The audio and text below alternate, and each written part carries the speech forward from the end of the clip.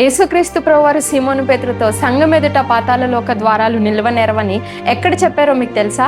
బెత్లెహేంలో కాదు, పరిశుద్ధ స్థలములో కాదు, ఒక భయంకరమైన విగ్రహారాధన చేసే పిలుపుదైన కైసెరు అనే ప్రాంతంలో చెప్పారు. పిలుపుదైన కైసెరు అనే ప్రాంతము ఎంత భయంకరమైన ప్రాంతమో, ఆ యొక్క స్థలములో గ్రీక్ మిథాలజీ ప్రకారంగా పాన్ గాడ్ అనే వర్షిప్ అక్కడ జరుగుతూ ఉండేది. అంటే అదొక లోయలాగా ఉంటుంది, అందులో ఒక దేవుడు ఉంటాడని వాళ్ళు నమ్ముతూ ఉండేవారు. ఆ దేవుడు సగం మేకగాను సగం మనిషిగాను ఉంటాడని వాళ్ళు మేకలు నర్పిస్తూ ఉండేవారు. అయితే అదే ప్రాంతంలో పాత నిబంధనలో ఎరోబాము, ఇశ్రాయేలు రాజైన ఎరోబాము 2 దూడల్ని చేయించి ఇశ్రాయేలు పాపం చేయడానికి కారకుడయ్యాడు. అదే స్థలములో గ్రీక్ దేవుణ్ణి వారు వర్షిప్ చేస్తూ ఉండేవారు.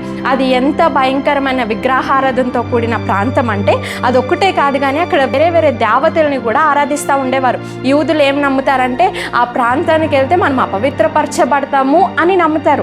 అటువంటి భయంకరమైన స్థలములోనికి, ప్రాంతంలోనికి యేసుక్రీస్తు ప్రభువారు తన శిష్యులను అక్కడికి తీసుకెళ్ళి నన్ను మీరేమనుకుంటున్నారు అని అడుగుతారు. అయితే వాళ్ళు అంటారు, ఒకడు ఏలియా అని, ఒకడు ప్రవక్తలలో ఒకడవని అనుకుంటున్నారు, నువ్వు యోహాను అని అనుకుంటున్నారు అని చెప్తా ఉంటారు. అయితే ప్రభువారు అంటారు శిష్యులతో, మరి మీరు నా గురించి ఏమనుకుంటున్నారు అంటే వెంటనే సీమోను పేతురు అంటాడు, నీవు సజీవుడవైన దేవుని కుమారుడు అని నేను అనుకుంటున్నానని పేతురు తండ్రి చేత ప్రత్యక్షతాన్ని పొందుకుంటాడు. వెంటనే యేసుక్రీస్తు ప్రభువారు అంటారు, నువ్వు పేతురు అనబడవు, నీవు బండ అనబడతావు, క్యాఫా అనబడతావు, నీ మీద నా సంఘాన్ని కడతాను, సంఘము ఎదుట పాతాళలోక ద్వారాలు నిలువనేరవు అని దేవుడు చెప్పాడు.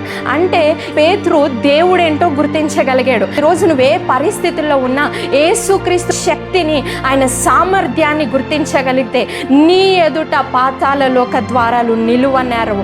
అవి ఎటువంటి భయంకరమైన చెరసాలైన, సంఖ్యలైన, బానిసత్వంనైని, అది పాతాళమే అని నీకు అనిపిస్తున్నా నీవు ఆయన శక్తిని గుర్తించు, ఆయన సామర్థ్యాన్ని గుర్తించు. నీ ఎదుట పాతాళలోక ద్వారాలు నిలువనేరవు. దేవుడు మన దీవించి ఆశీర్వదించునుగాక. ఆమేన్.